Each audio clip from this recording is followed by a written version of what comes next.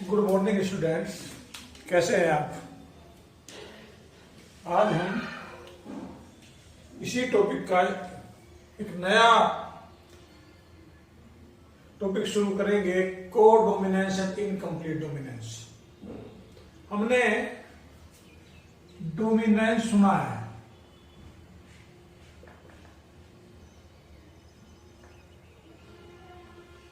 Dominance वो character है जो पहली जनरेशन में प्योर ऑर्गेनिज्म में क्रॉस कराने पर बनता है। जैसे अगर हम प्योर टाल और प्योर ड्वार्फ में क्रॉस करें तो पहली जनरेशन में ये दोनों प्योर हैं, तो पहली जनरेशन में सभी टाल बन गए। इसका मतलब ये टाल डोमिनेंट है। अधिकतर केस ऐसे ही होते हैं कि एक करैक्टर डोमिनेंट होता है, एक करैक्टर रिसेसिव होता है। हमने पी प्लांट में कुछ डोमिनेंट करैक्टर लिए थे। पी में टाल डोमिनेंट है, राउंड सीड डोमिनेंट है, येलो कलर डोमिनेंट है। इसी तरह से उसमें जो पोड की शेप है वो जो इन्फ्लेटेड है वो डोमिनेंट है। एक्सियल फ्लावर की पोजीशन डोमिनेंट है। वायलेट फ्लावर का कलर डोमिनेंट है। और यहां ड्वार्फ, रिंकल्ड, ग्रीन और व्हाइट, ये रिसेसिव ट्रेट है सारी की सारी। ये सारी पी प्लांट में रिसेसिव हैं और ये पी प्लांट में सारी डोमिनेंट है। आपने डोमिनेंट और रिसेसिव ट्रेट पढ़ी हैं और ये आपने लॉ ऑफ डोमिनेंस भी पढ़ा है। एक ट्रेट डोमिनेंट है, दूसरी ट्रेट रिसेसिव है। अब मेंडल लकी था इस मामले में। मेंडल के जितने भी एक्सपेरिमेंट थे वो सब किसी कॉम्प्लिकेसी के बिना थे। बाद में पता लगा कि कुछ ऐसे भी क्रॉस हैं जिनमें कोई सा भी करैक्टर नहीं आता। एक ऐसा ही ट्रेट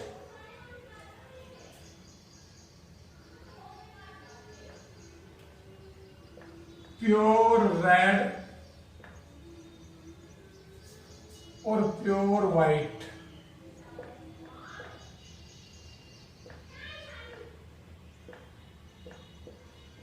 फ्लावर वाले स्नैप ड्रैगन प्लांट में मिला।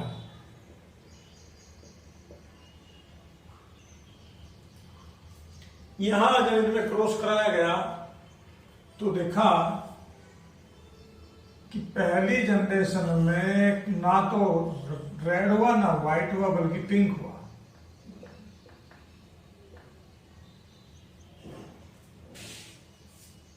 अर्थात इनमें कोई सा भी डोमिनेंट नहीं है। ये केस कहलाता है इनकम्प्लीट डोमिनेंस।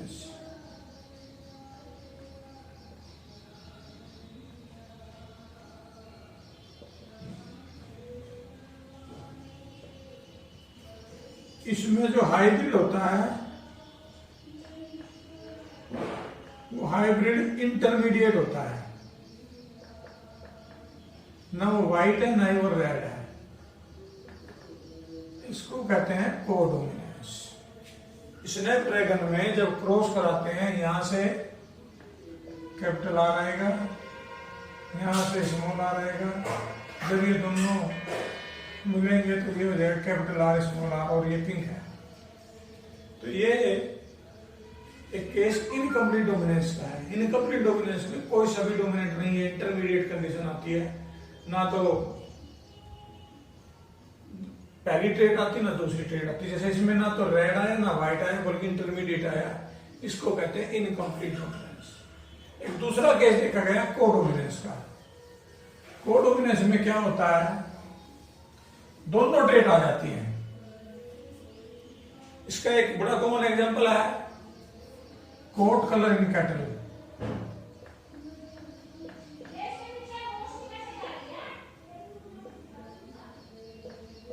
अगर हम एक ब्लैक स्किन कलर वाले और वाइट स्किन कलर वाले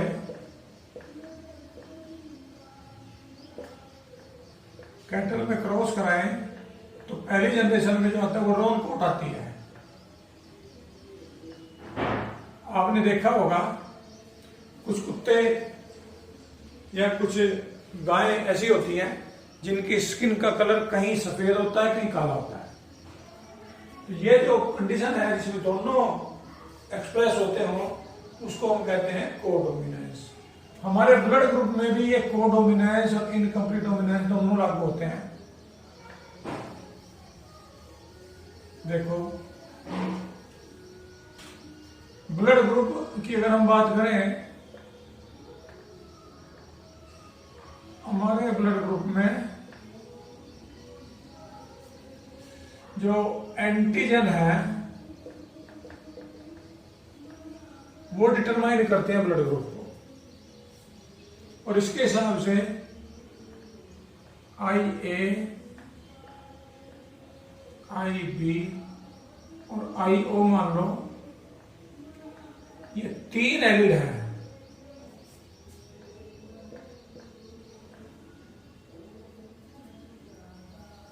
A और B आपस में कोडोमिनेंट है, और A और I इसमें O में A डोमिनेंट है, B और O में B डोमिनेंट है। जैसे अगर ये IA IO हो तो इसमें A डोमिनेंट है, तो ये कौन सा ग्रुप होगा, A। अगर IA और IB हो तो इनमें कोई सा डोमिनेंट नहीं है, दोनों इक्वल डोमिनेंट है, ये बन जाएगा AB ग्रुप। अगर ये IB और IO हो तो ये बन जाएगा B ग्रुप।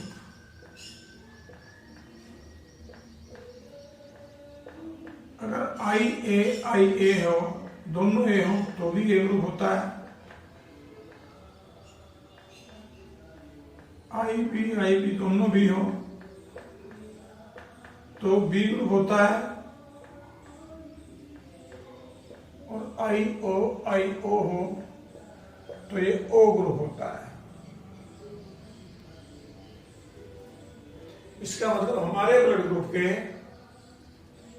6 जीनोटाइप हैं, 6 जीनोटाइप, जेनिक कंपोजिशन को कहते हैं genotype. 6 genotype blood group possible है। ए के भी 2 जीनोटाइप हैं, कौन कौन से, IA और IO, अर्थात A ग्रुप प्योर भी हो सकता है और ये हाइब्रिड भी हो सकता है। B ग्रुप के भी ऐसे 2 जीनोटाइप हैं, IB प्योर है और IO ये हाइब्रिड है। AB ग्रुप का एक ही जीनोटाइप है, IB, और O का भी एक ही जीनोटाइप है, IO। इस तरह 6 जीनोटाइप हैं, 4 ब्लड ग्रुप हैं। ये हमारे ब्लड ग्रुप की बात हुई। ब्लड ग्रुप में डोमिनेंस का भी केस है और कोडोमिनेंस का भी केस है। A और B दोनों कोडोमिनेंट है आपस में, और A और O के ऊपर डोमिनेंट है, B O के ऊपर डोमिनेंट है। अब इससे हमें पता लग जाता है जीनोटाइप से कि हमारा ब्लड ग्रुप क्या होगा। जीनोटाइप, हम ब्लड ग्रुप का अंदाजा लगा सकते हैं पेरेंट्स के जीनोटाइप से। जो ब्लड ग्रुप है ये जेनेटिक है। मान लो A हाइब्रिड या हीट्रोजाइगस भी इसको बोलते हैं, हीट्रोजाइगस, और B हीट्रोजाइगस कपल है। इनके नेक्स्ट जनरेशन में कौन कौन से ब्लड ग्रुप को से बना है, तो आप देखेंगे ए हेटेरोजाइगस का जीनोटाइप है IAIO, बी हेटेरोजाइगस का है IBIO। यहां से जो गैमेट बनेंगे दो तरह के बनेंगे, IA वाले, IO वाले। यहां से भी दो तरह के बनेंगे, IB वाले और IO वाले। जब हम इनमें क्रॉस करेंगे, इस क्रॉस को हम चेकर बोर्ड या पुनेट स्क्वायर से दिखा सकते हैं। चेकर बोर्ड या पुनेट स्क्वायर में क्या करते हैं,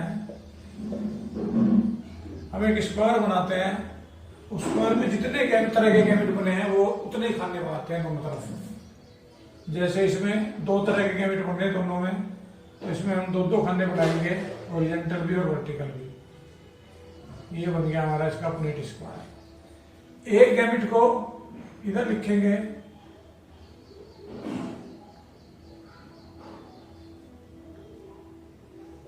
दूसरे गैमेट को हम इधर लिखेंगे, इनको क्रॉस दिखा देंगे। जब ये इससे मिलेगा तो ये बन जाएगा IAIB, ये इससे मिलेगा तो ये बन जाएगा IBIO, ये इससे मिलेगा ये बन जाएगा IAIO, और ये इससे मिलेगा तो ये बन जाएगा। अब देखें इसमें चार जीनोटाइप बने हैं, इसका ग्रुप क्या होगा AB, इसका ग्रुप क्या होगा B, इसका ग्रुप क्या होगा A, इसका ग्रुप होगा O। अर्थात इस कॉम्बिनेशन के चारों ग्रुप के बच्चे पॉसिबल हैं।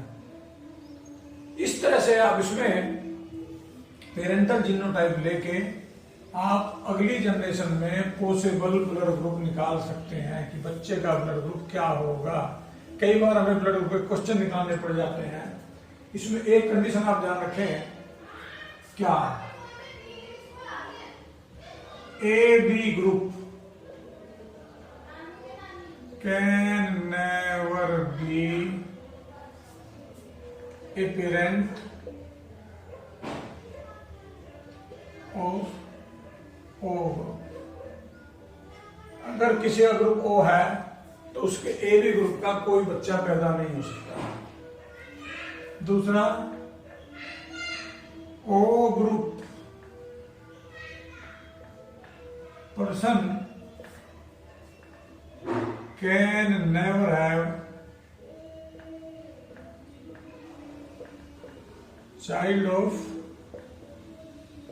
AB group। ये भी ध्यान रखें, O ग्रुप वाले के कभी AB ग्रुप का बच्चा पैदा नहीं होता और AB वाले के कभी भी O ग्रुप का बच्चा पैदा नहीं होता, चाहे वो एक का ग्रुप हो चाहे दो का ग्रुप हो। यहाँ एक चीज और है, इस बात से कोई फर्क नहीं पड़ता कि फादर या मदर में किसका ग्रुप क्या है। जैसे फादर का ग्रुप A है, माँ का ग्रुप B है, या फादर का भी है, माँ का A है, दोनों केस में बच्चों के ग्रुप सेम होंगे। तो ये हमारा एक तरह से को डोमिनेंस और इनकम्प्लीट डोमिनेंस था। अब हम कुछ इंपॉर्टेंट बात करते हैं इसमें को डोमिनेंस और इनकम्प्लीट डोमिनेंस में। फिनोटिपिक रेशो, फिनोटिपिक रेशो का मतलब क्या था?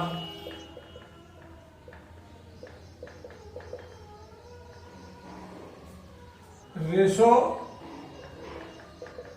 Representing physical expression.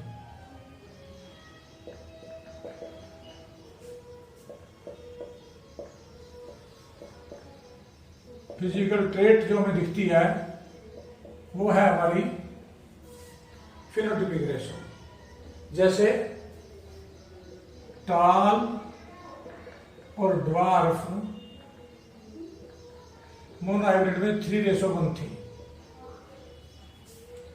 Genotypic ratio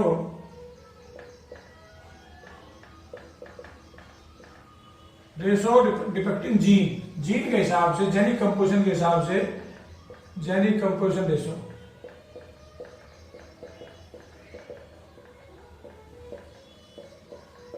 जैसे इसमें थी कैपिटल T एक था, कैपिटल टी स्मॉल टी 2 थे, और स्मॉल टी 1 था। तो ये रेशो बन जाएगी जीन के हिसाब से, इस जीन वाला 1, इस जीन वाले 2 और स्मॉल टी वाले 1। तो ये होगी जीनोटिपिक रेशो। जो जीन को दिखाए वो जीनोटिपिक रेशो होती है, जो करेक्टर को दिखाए वो फिनोटिपिक रेशो होती है।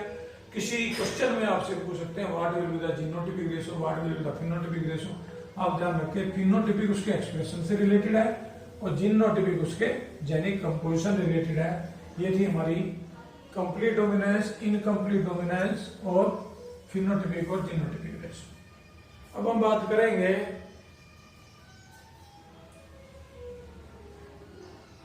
Dihybrid cross.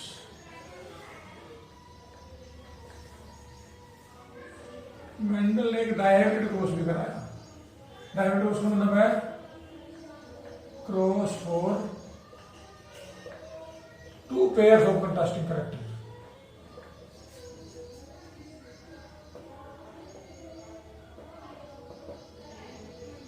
जब 2 पेयर के लिए क्रॉस कराते हैं उसको हम क्या कहते हैं? Dihybrid cross. मेंडल ने प्योर राउंड येलो और रिंकल्ड ग्रीन में क्रॉस कराया।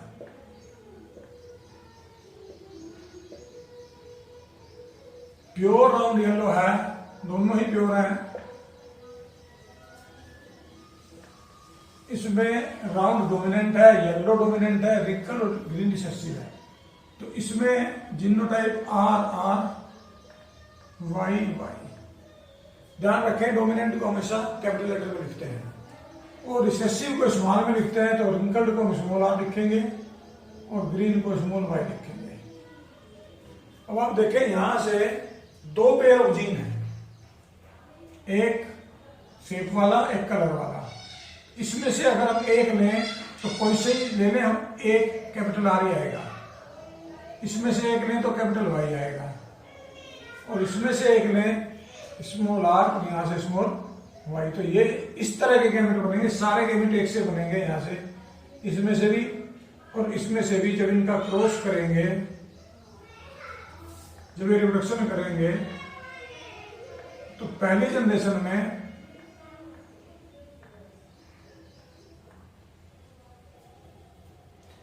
इसमें R डोमिनेंट है तो सारे के सारे राउंड और येलो बनेंगे सभी। फिर अगर हम इसकी शेल्फिंग करवाएं, ये F1 जनरेशन है। अब नेक्स्ट जनरेशन में अगर हम फिर से इनको आगे क्रॉस कराएं तो आप देखें R R Y Y, R R Y Y। इनको फिर से क्रॉस करा रहे हैं आगे F2 जनरेशन में। कितने तरह के गैमेट बनेंगे? यहां हम प्रिंसिपल ऑफ प्रोबेबिलिटी यूज करते हैं। ये कैपिटल इसके साथ भी जा सकता है, ये इसके साथ भी जा सकता है, ये इसके साथ भी जा सकता है, ये इसके साथ भी। तो 4 तरह के गैमेट बनेंगे और इसमें भी 4 तरह के गैमेट बनेंगे, दोनों एक से हैं। तो यहां से एक पॉसिबिलिटी है कैपिटल R कैपिटल Y, दूसरी पॉसिबिलिटी है कैपिटल R स्मॉल y, तीसरी पॉसिबिलिटी है स्मॉल r कैपिटल Y, और fourth possibility small r small y। और यहां से भी यही कंडीशन है, capital R capital Y, capital R small y, small r capital Y और स्मॉल r स्मॉल y। 4 तरह के ये बनेंगे। जब इनको क्रॉस करेंगे तो हम यहाँ फिर से दोबारा पुनेट स्क्वायर यूज करते हैं। ये पुनेट स्क्वायर है, चेकर बोर्ड भी इसी को बोलते हैं। इसमें 4 खंडे बना लो, 1 2 3 और ये 4। ऐसे भी 4 बना लो, 1 2 3 4। एक गैमेट को एक तरफ लिख लो, दूसरे को दूसरी तरफ लिख लो। अगर आप इस पे capital R capital Y, capital R small y, small r capital Y, small Y. और इधर भी यही लिखे हैं, capital R capital Y, capital R small Y, small R capital Y, small R small Y. 4 तरह के गैमेट बनेंगे। अब इन चारों गैमेटों का क्रॉस कराओ। अब आप देखो, जब ये इसके साथ क्रॉस करेगा तो क्या बनेंगे, सारे कैपिटल बनेंगे, capital R capital R capital Y capital Y. इसके साथ जाएगा capital R capital Y small Y. इसके साथ जाएगा capital R small R capital Y capital Y, capital R small R capital Y small Y. ये इसके साथ जाएगा capital R capital Y small Y, capital R small Y small Y, capital R small R capital Y small Y, capital R small Y small Y, capital R small R capital Y, capital R small R capital Y small Y, small R capital Y, small R capital Y small Y. यहाँ से capital R small R capital Y small Y, capital R small Y small Y, small R capital Y small Y. और यहाँ से चारों small. तो ये 16 organism बने। अब इन 16 में आप देखें, जिसमें ये कॉम्बिनेशन है या ये कॉम्बिनेशन है, ये कैसा होगा, राउंड होगा। और जिसमें ये कॉम्बिनेशन है वो कैसा होगा, वो रिंकल्ड होगा। जिसमें ये कॉम्बिनेशन है या ये कॉम्बिनेशन है वो येलो होगा, और जिसमें ये कॉम्बिनेशन है वो ग्रीन होगा। तो अब देखें, ये राउंड येलो, ये भी राउंड येलो, ये भी राउंड येलो, ये भी राउंड येलो, ये भी राउंड येलो, ये भी राउंड येलो, ये भी राउंड येलो, ये भी राउंड येलो, ये भी राउंड येलो। अर्थात ये पूरा ट्रायंगल ये राउंड येलो। आप काउंट करो कितने हुए, 1 2 3 4 5 6 7 8 9। तो 9 तो हो गए राउंड येलो। ठीक। अब हम देखें, ये राउंड ग्रीन, ये भी राउंड ग्रीन और ये भी राउंड ग्रीन। 3 हो गए राउंड ग्रीन। अब देखें रिंकल्ड येलो। रिंकल येलो में आप देखें, ये रिंकल येलो है, ये भी रिंकल येलो है, ये भी रिंकल येलो है। 3 हुए रिंकल्ड येलो। और ये जो लास्ट है ये हुआ रिंकल्ड ग्रीन। तो हमारी रेशो क्या आई, 9:3:3:1, 9331 की रेशो में हमारा ये डायहेड्रल की जिनोटिपिक रेशो आई। तो ये था मेंडल का डायहेड्रल क्लोज। इस पे उसने अपना ला दिया, उसको कहते हैं लॉ ऑफ इंडिपेंडेंट असॉर्टमेंट। इसमें आप देखें, हमने ऑर्गेनिज्म लिए थे कितने तरह के, 2 तरह के। एक हमने राउंड येलो, एक रिंकल ग्रीन, और बने कितने तरह के, 4 तरह के। तो इस पे उसने अपना ला दिया, law of independent assortment. Independent assortment law क्या कहता है, when a cross is done between 2 parents for 2 or more pairs of contrasting character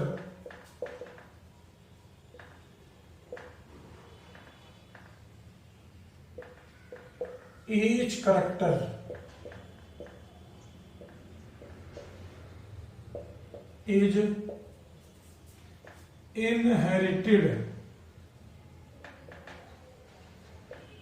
independently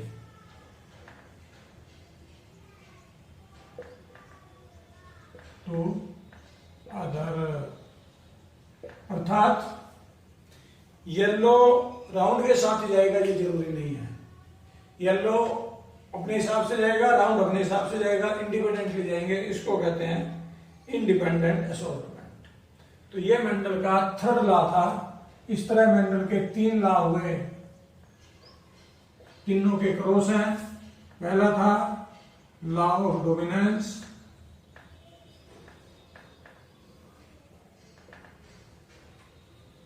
दूसरा था लॉ ऑफ सेग्रीगेशन, और तीसरा है लॉ ऑफ इंडिपेंडेंट असॉर्टमेंट।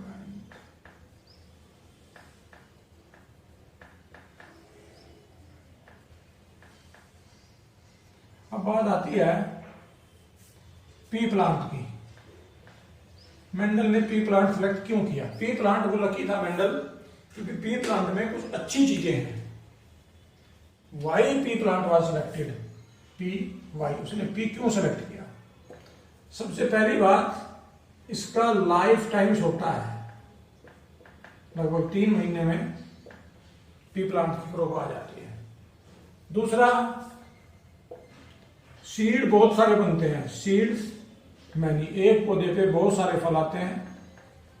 तीसरा, कंट्रोल्ड पोलिनेशन करा सकते हैं, कंट्रोल्ड रिप्रोडक्शन करवा सकते हैं। इसमें जिनके बीच हम चाहें क्रॉस करा सकते हैं, स्टेमन तोड़ दो और दूसरे स्टेमन के पोलन के झाड़ दो। इसके अलावा इसमें क्लाइमेट भी, ये कैसे में भी हो जाता है, कैलकुलेशन करना भी इजी है। तो इसलिए मेंडल ने ये पी प्लांट सेलेक्ट किया, और उसने मेंडल ने इनका सारे का डेटा रिकॉर्ड रखा। उसने कैलकुलेशन किया और कैलकुलेशन में रिकॉर्ड मेंटेन किया। रिकॉर्ड मेंटेन करने पे उसने ये रेशो बना दी। तो ये जो करेक्टर हुए इसमें 9:3:1 डाइविड क्रॉस की रेशो है, मोनोहाइब्रिड क्रॉस की रेशो 1:2:1, जीनोटिपिक है 3:1 फिनोटिपिक है। इसमें जीनोटिपिक और फिनोटिपिक दोनों अलग अलग हैं। तो लेकिन आप देखें कि हमारे जो कोडोमिनेंस और इनकम्प्लीट डोमिनेंस था, कोडोमिनेंस में और इनकम्प्लीट डोमिनेंस में F2 जनरेशन में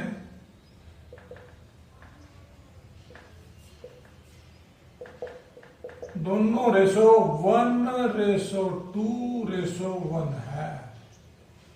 यही हमारी फिनोटिपिक रेशो है, यही हमारी जीनोटिपिक रेशो है। अगर हम व्हाइट और रेड के बीच क्रॉस कराएं तो पहली जनरेशन में सारे पिंक होंगे, लेकिन नेक्स्ट जनरेशन में एक रेड होगा, 2 पिंक होंगे और एक व्हाइट होगा। RR वाला रेड होगा, RR वाला पिंक होगा और RR वाला व्हाइट होगा। यहाँ जीनोटिपिक रेशो भी वही है और फिनोटिपिक रेशो भी वही है। तो अगर जीनोटिपिक रेशो फिनोटिपिक रेशो बराबर हो तो हम इसको मानते हैं या तो कोडोमिनेंस का केस है या इनकम्प्लीट डोमिनेंस का केस है। अभी आप इसको तैयार करें, इसके बाद हम आगे जिक्र करेंगे नेक्स्ट लेक्चर में what is the cause of dominance. Thank you. इसको तैयार करें, कोई आपको प्रॉब्लम आए, कोई दिक्कत आए तो फिर से बोलिए। धन्यवाद।